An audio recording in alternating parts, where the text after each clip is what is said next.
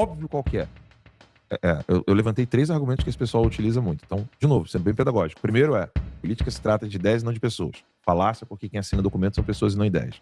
Segundo, eu tenho que baixar a cabeça pra tudo, né? É isso que eles falam, né? Eu tenho que ter o direito de discordar. Pô, se tem alguém que discorda, que já... eu já tretei com o Carlos Bolsonaro, pô. Depois a gente resolveu isso. Mas, cara, discordância sempre tem. Então não vem com esse argumento. E o terceiro, muito perigoso, o conservadorismo ficar na mão de uma família. Mesmo, né, do fato de que se alguém dentro da esquerda quisesse alçar voo, né, pudesse pensar assim, pô, agora é a chance que eu tenho de ganhar força dentro da esquerda e vou mostrar para a opinião pública o que é a família do Lula. E eu vou tentar ocupar o lugar do Lula. Isso, estamos falando de um corrupto, de um criminoso. Falando de um corrupto criminoso.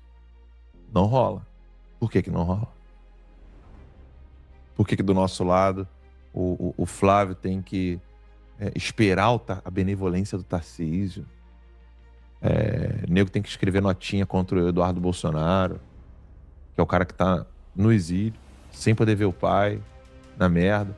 Por que do nosso lado, Tarcísio e companhia ficam ali sendo tidos como gente de direita, enquanto deixam o Flávio, deixam o Eduardo, e na esquerda isso não acontece? Eu sinceramente não tenho resposta. Eu tô perguntando, a pergunta não é retórica. Eu só sei de uma coisa, né? Esquerdista mata, né? Então quando eles têm discordância, eles matam uns aos outros. E matar aqui é literal, nós não. E mata aos milhões, né? Mas, mas fica a lição, né? Fica a lição. Por que o esquerdista não tolera isso e nós toleramos tanta benevolência, como eu mostrei em 2021, mostrando que o Fábio Faria não era alguém de confiança. Não é o fato de alguém estar no governo do Bolsonaro que eu sou obrigado a dizer que aquela pessoa é de confiança ou que ela está fazendo um bom trabalho. E aí eu critiquei lá, mostrando isso. E na época, mostrei o Twitter aqui, né, quem chegou agora no programa.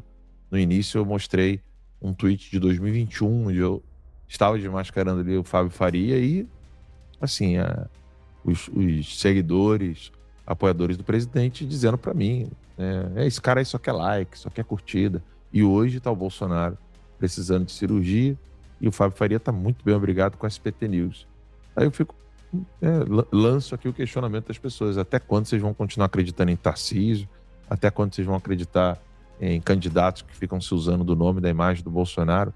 Porque, veja, a narrativa que esse pessoal usa, ela é muito...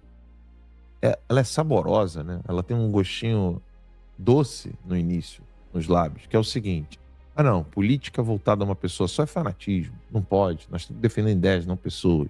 Aí depois o cara diz o seguinte: tudo que eles decidirem agora eu tenho que baixar a cabeça. Aí depois eles vão para aquela abordagem, primeiro é essa, né? Política não pode ser feita com um nome, tem que ser uma ideia. Segundo, eu não tenho que baixar a cabeça para tudo. E terceiro, é muito perigoso a direita inteira está submissa a uma família só. Esses são os argumentos que essa galerinha utiliza. Quais são as falácias desses argumentos? Primeiro, política tem que ser a defesa de uma ideia e não de uma pessoa. O erro é quem assina documentos são pessoas e não ideias. Como o professor Olavo falava, política se trata de pessoas e meios. Você domina o meio de ação e tem que ter a pessoa certa para dominar esse meio de ação. Então, ideias é retórica. Então, o cara, ele pode defender o que ele quiser quando ele fala: eu não defendo o Bolsonaro, eu defendo as ideias conservadoras, eu defendo a minha pátria, eu defendo o Brasil. É retórico, porque ele pode defender qualquer coisa em nome do conservadorismo, em nome do Brasil. Mas o Brasil e o conservadorismo não assinam papéis e nem estão dentro de uma cédula eleitoral. Ou, no caso do Brasil, num número na urna, na caixinha mágica que decide o futuro do país. Então, política sempre se trata da defesa de pessoas e não de ideias. Aí você tem que encontrar as pessoas que vão aderir à sua ideia. Não existe. Eu tenho um termo que não é muito popular, mas não existe política pneumática. Eu tento falar aqui pro povão, não uso esse termo, mas não existe uma política pneumática, que é uma política etérea, que ela, sabe, eu apoio esse negócio aqui, ó. O que é isso aqui? Ah, não consigo ver nem tocar. Sabe, tipo, igual o ar. Né? Eu sei que existe, mas eu não toco, não sinto. Não existe essa política. A política se trata de pessoas concretas. Concretas. Segunda falácia. Ah, não, eu tenho que baixar a cabeça e me submeter a tudo que eles falam? Não. É meio óbvio isso, porque vamos lembrar uma coisa. Você que está em casa me assistindo.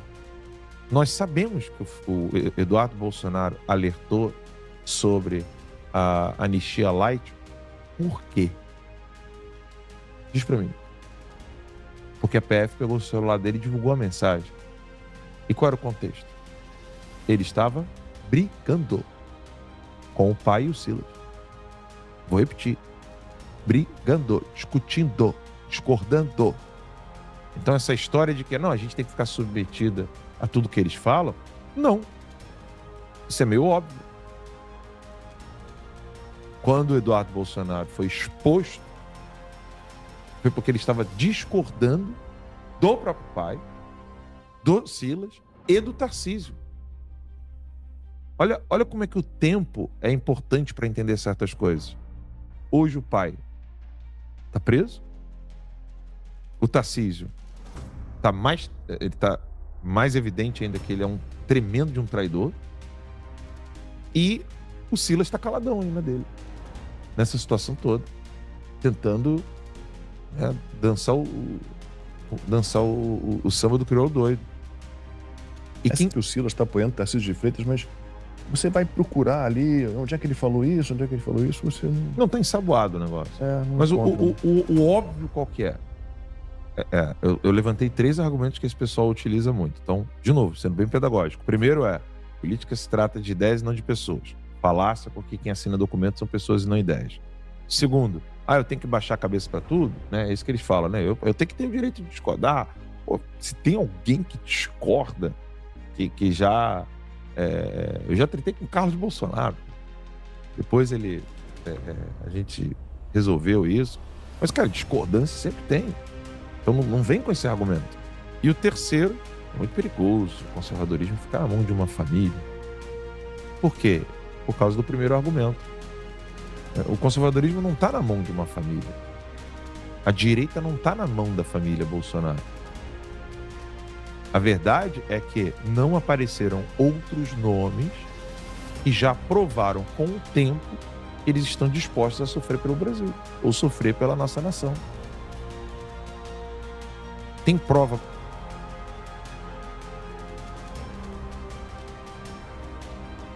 maior do que Jair Messias Bolsonaro estar na cadeia e ter como sofrer pelo Brasil ou sofrer pela nossa nação.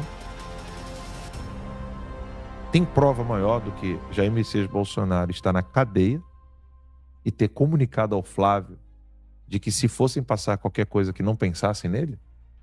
Isso está comprovado. O Flávio confirmou isso. Não, meu pai disse que se tivesse que passar alguma coisa só para o pessoal do 8 de janeiro esquecer dele, que era para passar para o pessoal só do 8 de janeiro. Qual política aguentaria essa porra? Diz para mim, você que tá em casa.